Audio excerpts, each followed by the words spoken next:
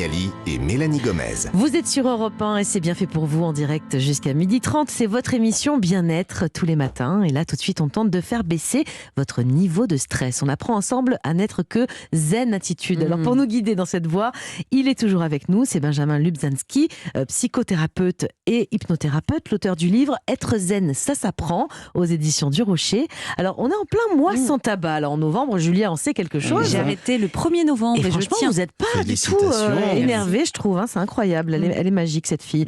On entend parfois dire que les fumeurs, justement, moi je suis une ancienne fumeuse et c'est vrai que j'avais cette sensation-là. Quand j'allumais une cigarette, j'avais l'impression que ça me déstressait à un point pas possible. Et pourtant, je crois que c'est tout l'inverse. Expliquez-nous. Je suis désolé. Mais pourquoi j'avais cette fausse idée alors ? Parce que vous étiez une droguée. Oui, c'est vrai. En fait, vous aviez un tel manque, vous étiez dans ce besoin qui crée ce qu'on appelle le craving, le manque. Et une fois que vous le preniez, c'est... vous aviez votre dose de nicotine et ça faisait du bien, mais ça ne calme pas. Vous savez quoi, rien que d'en parler, j'ai l'impression malheureusement que ça me manque encore, c'est fou, donc je resterai droguée toute ma vie. J'aurais dû faire le bruit de la vapoteuse ça, pour avoir un côté moins attractif. Ça va mieux. Mais au moins ça permet de récupérer une partie des capacités pulmonaires, c'est déjà pas mal.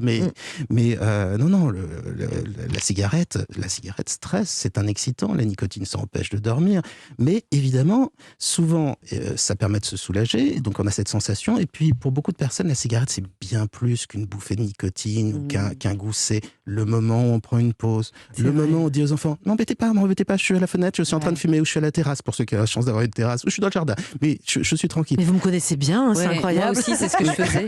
C'était génial d'ailleurs.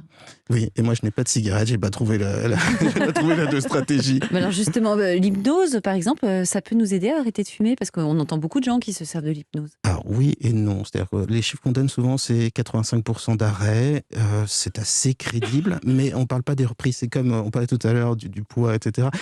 Dans les régimes, tous les régimes marchent, mais à 3 ans en moyenne, on récupère tout le poids et 3 kilos.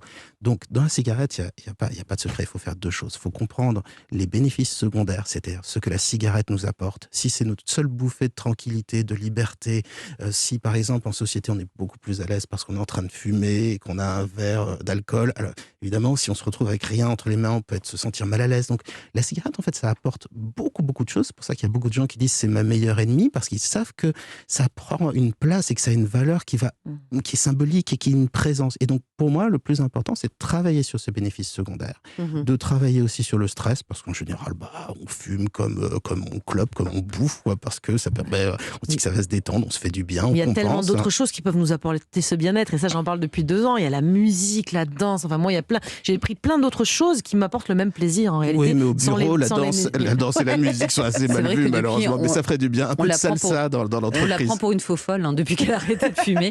Mais alors comment on fait baisser le stress alors, autrement qu'en prenant une clope qui ne sert à rien, comment on fait? Alors la relaxation, c'est-à-dire tous les outils qui vont vous permettre de vous détendre, quels qu'ils soient, que ce soit de la respiration. Prenons un exemple. Vous inspirez par le nez, vous laissez l'air sortir par la bouche, mais tout doucement, parce que le but c'est d'expirer très très lentement. Vous continuez tranquillement.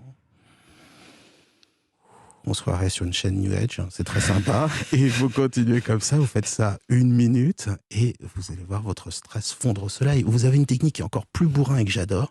On contracte tous les muscles de la tête aux pieds. On serre tout on est tout rouge là.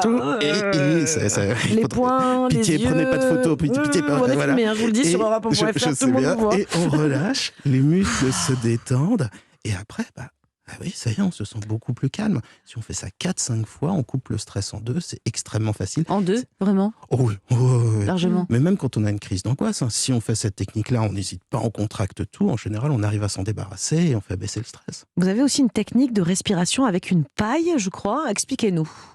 Alors, l'idée dans la respiration, c'est toujours la même. En fait, on se stresse parce qu'on respire trop vite. Ça crée une sensation d'oppression. Et pour contrer cette oppression, on prend une grande respiration qui en fait nous stresse davantage, nous oppresse davantage, et puis on continue comme ça. Toutes les techniques de respiration ont un seul but, c'est vous faire ralentir, vous faire respirer moins, pour qu'il y ait moins d'oxygène dans votre sang et plus de CO2. Donc la technique à la paille, soit vous avez une paille, bon maintenant c'est interdit, mais paille en bambou. Paille en bambou, voilà. Bon. Ou les pailles en métal avec le goupillon pour le nettoyer à chaque fois, c'est super pratique. Ou sinon vous prenez un petit morceau de papier, vous le mettez en forme de paille, et simplement vous inspirez par le nez, et vous expirez par la bouche, par la paille, ça vous force. La paille, on la met pas dans le nez, on la met dans la bouche. Attendez, moi j'avais compris la Alors, même Oui, chose. c'est pour ça que je vous ai vu mettre quasiment le doigt dans le nez. Je suis désolé, c'est pour prendre de la cocaïne, ça. Hein. Non, C'est non, pas, ça, c'est pas, c'est très ça, mal, c'est déconseillé pour le évidemment. stress. Donc, Très mauvais pour la santé. donc non, ça se prend dans la la bouche. là-bas, et on expire par la bouche tout doucement. L'idée, c'est simplement d'allonger l'expiration, parce qu'en fait, quand on expire, eh bien, on ralentit le cœur. Alors qu'à l'inspire, c'est le contraire. Et ça force à ralentir. Et puis au bout d'un moment, on n'a plus besoin de paille. Et Oui, on y c'est juste arrive l'outil sans cela, quoi. transitionnel pour y arriver, quoi. Hein, c'est Est-ce que ça. c'est ce qu'on appelle de la cohérence cardiaque, c'est ça ou pas? En fait, la cohérence cardiaque, c'est toujours ce qui est utilisé dans tous les outils de relaxation. La cohérence cardiaque, on suit un repère qui vous dit à quelle vitesse inspirer et expirer. Mais en faisant cette technique-là avec la paille ou celle dont je vous parlais tout à l'heure, simplement en inspirant par le nez, en expirant par la bouche, on fait de la cohérence cardiaque sans le savoir. C'est tout. En fait, on n'invente rien, quoi. C'est toujours la même méthode qui est utilisée. Simplement, il faut privilégier les techniques de respiration qui sont vraiment simples à mettre en place, parce que quelqu'un qui est hyper stressé, si vous lui dites, alors vous respirez par la narine droite, puis vous respirez par la narine gauche, et ensuite vous inspirez, vous faites attention, il faut que ce soit uniquement le ventre. Ah non. Bon, c'est impossible, c'est trop compliqué. Alors, une autre bonne stratégie pour être zen, c'est d'arrêter de se prendre la tête. Vous dites, une astuce, c'est de toujours avoir un livre de poche sur soi. Pourquoi ce livre de poche? Alors, c'était pas vraiment une des astuces que je conseillais, c'était plutôt mon expérience. C'est-à-dire que quand j'étais jeune, je me prenais mais vraiment copieusement la tête en permanence, et c'était la seule stratégie que j'avais. Il n'y avait pas Candy Crush, ça n'existait pas. Il n'y avait pas les réseaux sociaux, ça n'existait pas. Donc pour se vider la tête, à l'époque des dinosaures, on avait les bouquins. Mais c'est pas forcément très efficace, parce que au bout d'un moment, plus vous essayez de ne pas penser à un éléphant rose, plus vous y pensez. C'est-à-dire, plus vous essayez de ne pas penser à une idée négative, plus elle a tendance à revenir. Donc si on lit, effectivement, ça apaise, mais en général, les idées négatives ont tendance à revenir. Et donc il y a d'autres méthodes plus efficaces. Et d'ailleurs, vous parlez de cette rumination, hein, quand on n'arrête pas de penser à ce qui nous stresse, etc. Et vous dites que le secret pour arrêter la rumination, c'est la lassitude. Alors moi, je veux bien, mais comment on met ça en pratique? On prend une demi-heure par jour, montre en main, et pendant cette demi-heure, vous faites un truc qui est complètement paradoxal et qui va faire peur peut-être à 50% des gens qui nous écoutent. Vous prenez toutes vos idées négatives et vous vous forcez à y penser. Ce qu'on ne fait jamais. D'habitude, on essaie de lutter contre les pensées, et puis plus on lutte, plus elles reviennent. Donc on les force, on imagine le pire, les scénarios catastrophes, etc. Super. Il se passe 3 choses. La première, c'est que dès qu'on pense volontairement à quelque chose, on en reprend le contrôle. Ça permet de s'habituer à ses pensées. Mais surtout, vous imaginez une demi-heure. C'est long, une demi-heure à penser à des trucs horribles comme ça. C'est casse-pied. C'est laborieux, c'est pénible. Donc on se lasse, en fait. On crée de la lassitude, et en fait, on arrête de passer parce qu'on en a marre, tout simplement. Et ça, c'est idiot. Mais si vous faites ça pendant 3 semaines, quasiment religieusement, tous les jours, vous allez développer un apprentissage. C'est-à-dire, vous allez apprendre à arrêter de penser. Et ce qui est formidable, c'est que ça évite de se dire, bon, là, je vais faire la liste de toutes mes ruminations. Ça va faire à peu près la durée de la recherche du temps perdu. Et je vais essayer à chaque fois de voir chaque point, le regarder différemment. Je vais apprendre à être positif, je vais apprendre à m'aimer. C'est plus simple votre truc en fait, hein, c'est vrai. Hein. Oui, c'est plus industriel. Hein, voilà, vous avez aussi, je crois, une devinette dans votre livre que vous partagez avec vos patients. Il s'agit de Portsmouth ou Plymouth. Racontez-nous. Oh, en fait, c'est juste pour décrire une évidence qu'on a tendance à perdre de vue.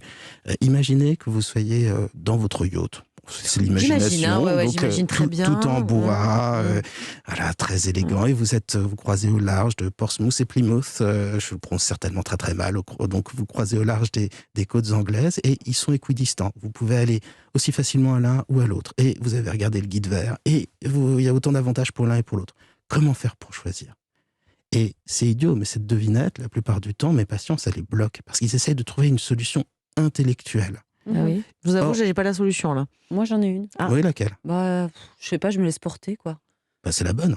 C'est ça. C'est la bonne. Je finirai toujours par arriver quelque part. Moi, je m'étais dit, je vais nulle part, du coup, je bouge pas, en fait, si j'arrive pas à choisir. Mais oui, mais c'est comme ça qu'on voit que les personnes intelligentes peuvent rester facilement bloquées dans une situation.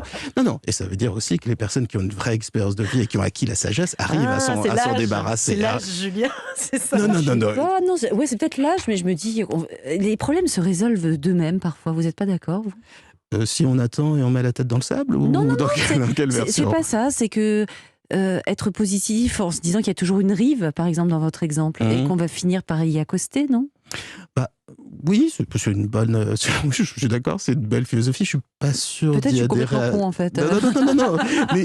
Mais c'est la définition même de l'optimisme. Oui, ça c'est finira ça. toujours par aller. Ouais. Et puis, on peut pas dire que c'est faux de la même façon que les gens qui diront il y a un moment où ça se cassera la gueule. Forcément, ils n'ont pas totalement tort non plus. On va Mais tous au moins, mourir, hein. On va tous mourir, je vous le dis. Bienvenue dans Bien fait pour vous. Voilà. Merci pour l'ambiance, hein, c'est super. Bon, et merci beaucoup Benjamin Lubzenski de nous avoir accompagnés ce matin grâce à vous et vos conseils. On est parés pour faire face à presque toutes les situations stressantes, les bouffées d'angoisse. Et puis surtout pour ceux et celles qui voudraient en savoir plus, je le rappelle, votre ouvrage indispensable, Et si nous réapprenions à être zen, aux éditions du Rocher. Merci beaucoup. C'est avec